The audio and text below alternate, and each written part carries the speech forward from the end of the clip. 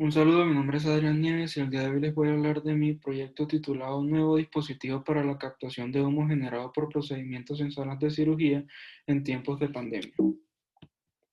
Esta es la agenda para el día de hoy. A manera de introducción, como ya sabemos, más o menos hacia marzo de este año se declaró pandemia por SARS-CoV-2 COVID-19, lo que tomó por sorpresa a muchos gobiernos a nivel mundial. Esto comprometió totalmente la seguridad tanto de los pacientes como del personal de la salud, dado que no se tomaron las medidas inmediatas necesarias. Últimamente hay un tema que está tomando gran importancia, es la posibilidad de aerosolización del virus SARS-CoV-2 y es si realmente el COVID-19 es una enfermedad transmitida por aerosoles o no. Dada esta posibilidad, el personal de la salud que se encarga de trabajar en procedimientos generadores de aerosoles está en un riesgo bastante importante, por lo que hay que tomar medidas apropiadas al respecto. La evidencia respecto a esto realmente es escasa. No se tienen muchos estudios que digan si realmente el COVID-19 es una enfermedad transmitida por aerosoles. Sin embargo, la búsqueda de elementos de mitigación de contagio es un imperativo dada que sigue siendo una posibilidad. La otra cosa es que estos elementos muchas veces se vuelven un problema en cuanto a su accesibilidad y a su costo.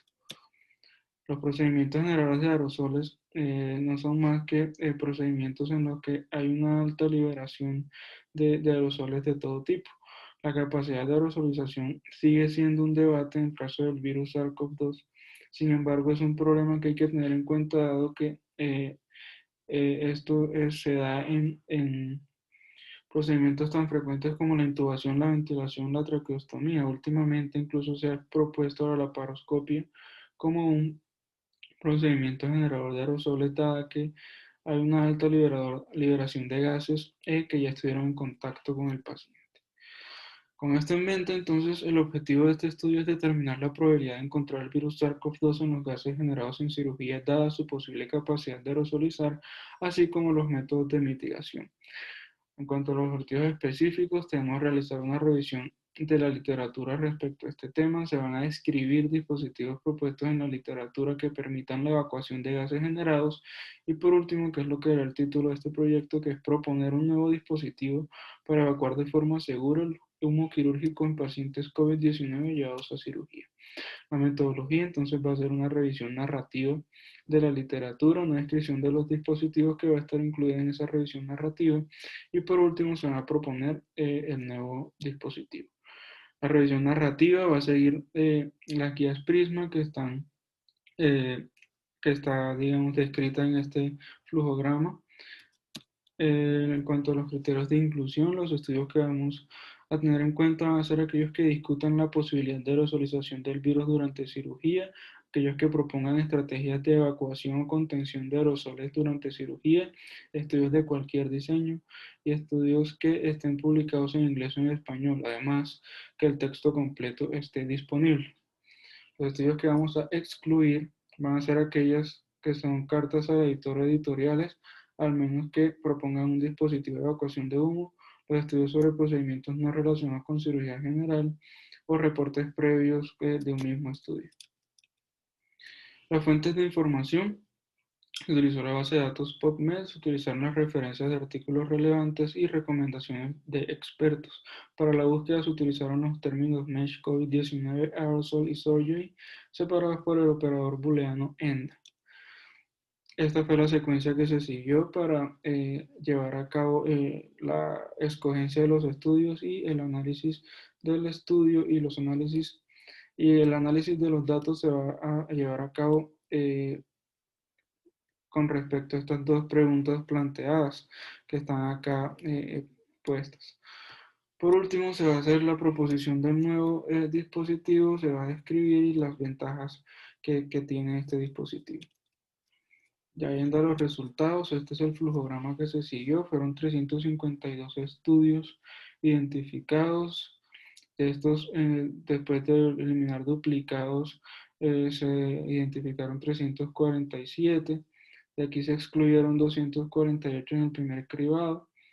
de los cuales quedaron 99 que fueron analizados por texto completo, y de aquí se eliminaron 60 por las razones que están acá planteadas, y dejando 39 estudios incluidos en la síntesis cualitativa. De estos 39 estudios, como podemos darnos cuenta, la mayoría son revisiones narrativas, hay 13 revisiones narrativas y 8 estudios descriptivos, que da un poco, digamos, la noción de la falta de evidencia que hay respecto a este tema. 23 estudios discuten el riesgo de transmisión a través de gases de cirugía y 16 proponen nuevos dispositivos. Entonces, ¿cuál es el riesgo de transmisión del virus SARS-CoV-2 a través de los gases generados durante cirugía? La realidad es que no hay evidencia definitiva sobre el riesgo real de contaminación con SARS-CoV-2 durante cirugía por humo quirúrgico.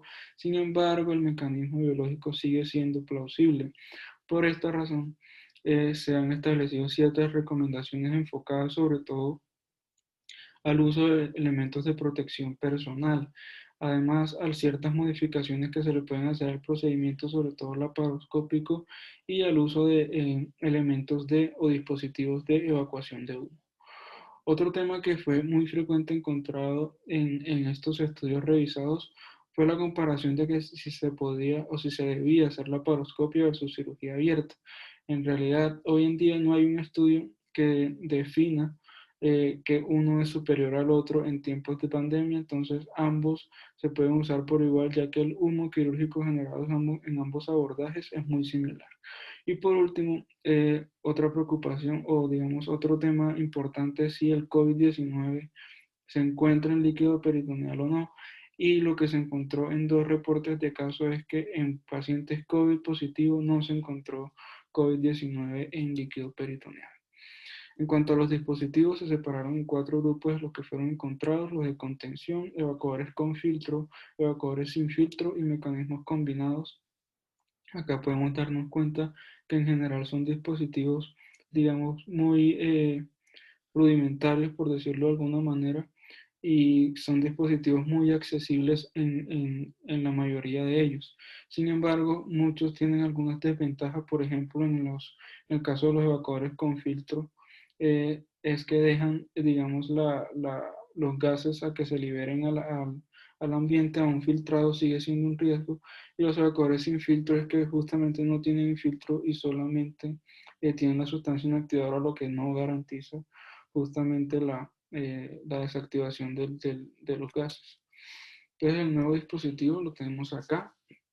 Digamos que es un dispositivo que combina 2 mecanismos, que es tanto el filtro del humo como la desactivación mediante una solución inactivadora, que no es más que hipoclorito de sodio diluido en agua. Entonces sale el humo del trocar del paciente, pasa por el filtro primero, y luego hay un tubo que obliga a este gas, digamos, obliga a pasar este gas por la solución inactivadora, es decir, no lo deja ni siquiera en la fase no acuosa del contenedor, sino que pasa directamente al líquido. Esto, de alguna manera, digamos que limpia o purifica mucho más, digamos que es mucho más efectiva la purificación de ese gas, y luego ya se va a un sistema de vacío. Así es como se ve el dispositivo en la vida real, y ya a manera de conclusión, pues no hay evidencia definitiva sobre el riesgo real de contaminación, aunque el mecanismo biológico es plausible.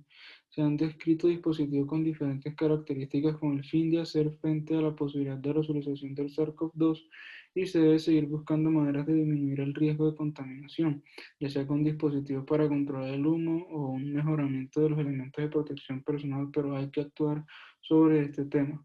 Por último, la evidencia es limitada teniendo en cuenta los tipos de estudio, y la ausencia de evidencia no es evidencia de ausencia en este tema. Para terminar, las recomendaciones es que se recomienda llevar a cabo estudios experimentales que confirmen la presencia del virus en humo quirúrgico. Se recomienda hacer estudios observacionales preferiblemente prospectivos que evalúen el riesgo de contaminación en salas, y se sigue recomendando el uso de dispositivos evacuadores. Asimismo, se recomienda evaluar los recursos locales con el fin de desarrollar dispositivos que estén al alcance de la mayoría de los centros. Esa es la bibliografía. Muchas gracias.